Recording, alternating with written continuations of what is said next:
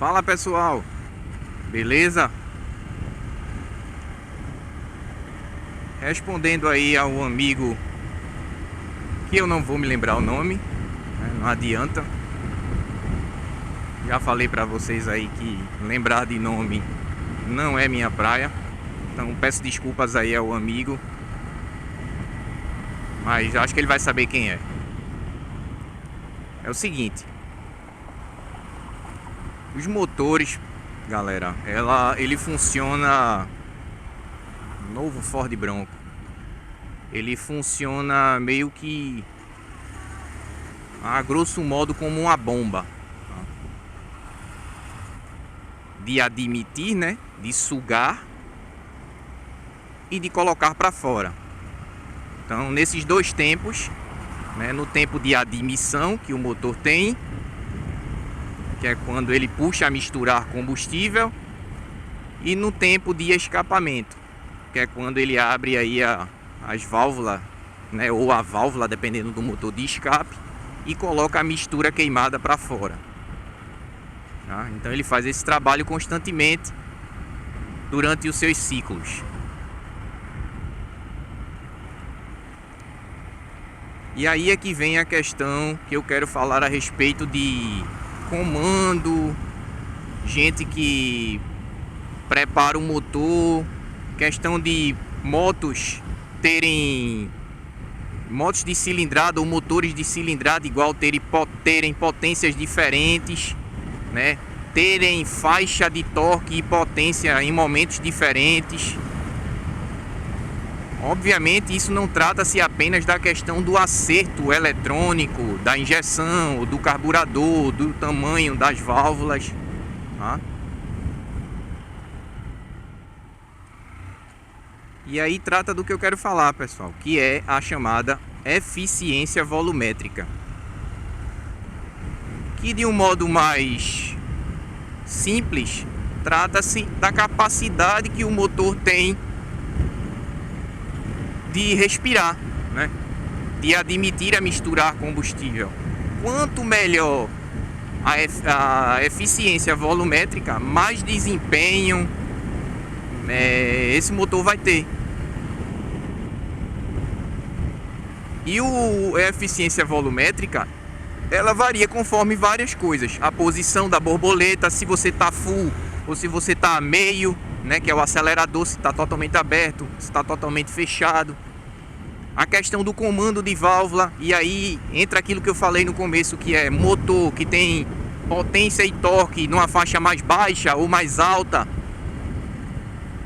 Então o motor ele está na sua melhor faixa de eficiência volumétrica justamente quando ele está ali entre seu torque máximo e sua potência máxima. É ali que ele tira o melhor de si.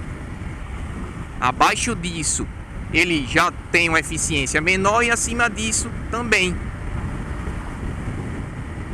Tanto que dificilmente você vai ver motores aí, pelo menos os motores convencionais dos veículos populares, com a sua potência máxima perto do corte de giro. Normalmente é consideravelmente abaixo. E por que isso? Por uma combinação de fatores. Um exemplo da questão da própria potência. Essa moto ou qualquer outra moto, qualquer outro motor, vamos supor, se eu não me engano, essa moto ela tem 15 cavalos. Então ela não tem 15 cavalos o tempo inteiro. Não. Ela só tem 15 cavalos na faixa de potência máxima, que se eu não me engano nessa moto aqui é por volta dos 8.000 giros. Eu não tenho certeza absoluta, mas eu vou deixar aí na tela. E na condição de acelerador 100% aberto, que é geralmente como os testes de dinamômetro eles são feitos. Então a condição ela é essa. Abaixo disso, ou com acelerador meia boca, né, 10%, 20%, 30%, essa moto ela não tem 15 cavalos. Assim como mesmo você mantendo o acelerador totalmente aberto acima dos 8.000 giros, né, lembrando que eu estou supondo aqui que seja realmente esses 8.000, você já sabe qual é o valor real, ela também não tem mais 15 cavalos. Por isso que a gente chama que o motor ele tem a chamada curva de torque e de potência. Normalmente o motor, a curva ela é ela cresce e depois cai. Ela faz um arco assim, né? Não perfeito, aí depende de vários outros fatores, mas normalmente ela cresce e depois cai. Justamente por isso que eu estou falando, a questão da eficiência volumétrica. À medida que o giro vai subindo, o motor vai melhorando sua eficiência volumétrica, chega no seu ápice, né? Chega no seu ponto máximo, que é onde ele gera mais potência, e a partir daí a curva começa a cair, porque o motor ele já não consegue trocar os gases e encher o cilindro, assim como esvaziar, da maneira mais adequada. Por isso que a chamada eficiência volumétrica ela varia conforme tudo isso. A faixa de rotação que você está, a posição do acelerador, o tipo de comando. Não à toa, quando você coloca um comando de baixa, a moto ela fica mais esperta de baixa, quando chama-se de baixa, né? Ela fica com mais torque, mais potência em faixas de giro menor e perde em alta, ou seja, você antecipa a curva. Ou o contrário, quando você coloca um comando chamado de alta, então você joga a melhor faixa de potência, de torque e potência para cima.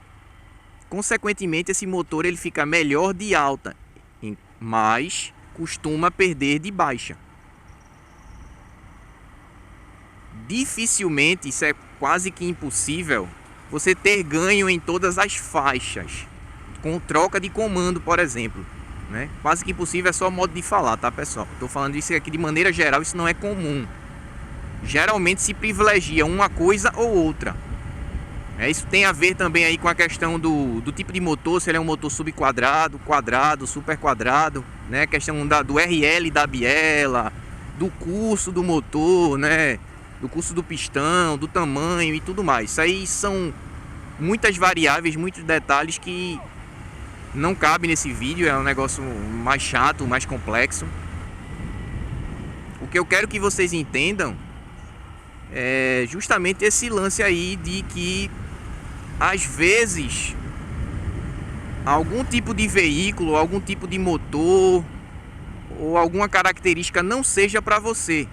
Eu vou dar um exemplo de uma moto que eu adoro, tá? Adoro, sou apaixonado, que é a Yamaha R6. Eu, por exemplo, não teria uma CBR. Eu prefiro a Yamaha R6. Eu gosto muito da moto. Porém, para minha característica de tipo de uso, ela não é uma moto que me serve. Inclusive já andei, tá, na R6. É uma moto que não me serve. Por quê? É uma moto que precisa de muito giro para funcionar. Obviamente é uma moto voltada para desempenho, uma moto esportiva. Então normalmente quem está procurando desempenho costuma andar em giros muito mais altos. Então isso é comum. Só que meu tipo de uso, que é basicamente na cidade, não permite isso. Ou é ruim isso. Porque eu vou ter que andar em marchas muito baixas, em baixa velocidade. Vai causar muito estresse no motor, o motor vai esquentar demais. Vai sofrer muito. Sendo assim, eu dou preferência a motos que tem uma faixa de giro mais eficiente em baixa, que a eficiência volumétrica seja melhor de baixa. Esse inclusive é um dos motivos que dificilmente eu teria uma 4 cilindros clássica, porque a forma como elas funcionam, como elas trabalham, não é algo que me interessa, entendeu? No caso, uma moto que seria muito mais interessante para o meu gosto pessoal, para o meu estilo de uso e pilotagem, seria, por exemplo, uma MT-07, que é uma moto que tem muito mais torque e força em baixas e médias rotações. Por isso que as monocilíndricas são boas para a cidade, porque a faixa de giro, a faixa de eficiência dela está ali nas rotações mais baixas, principalmente a questão do torque, ele vem muito mais cedo. Eu não preciso esticar tanta marcha. Esse também é um dos principais motivos pelo qual hoje a maioria dos carros turbo que estão saindo, né, dos downsize, a turbina é bem pequena, porque já é para ela encher, como a gente chama popularmente, já é para ela dar pressão positiva em rotações bem baixas. Tem carro aí que o torque máximo dele já está vindo a 1.500 giros. Então toda a força que o motor tem em 1.500 giros já está disponível. Então a curva dele é praticamente uma rampa, sobe bastante, se mantém um tempo e depois cai. Em compensação, esses carros eles morrem de alta.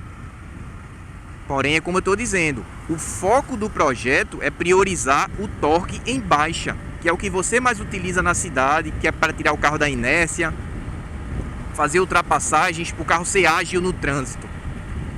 Depois que você tira o carro da inércia, né, para altas velocidades, o foco dele não é esse. Então, em compensação, em alta ele vai morrer. É até por esse motivo, por ter muita força em baixa, que esses carros eles têm um consumo bem baixo, como o UP TSI. Claro, tem outros fatores, questão de peso e tudo mais, né? Mas o fato do torque dele ser muito em baixa, isso facilita demais, porque o carro tem muita força em baixa e você não precisa estar acelerando muito. Você não precisa compensar no acelerador. Que é, por exemplo, o caso da 160 que eu já falei em comparação com a 150.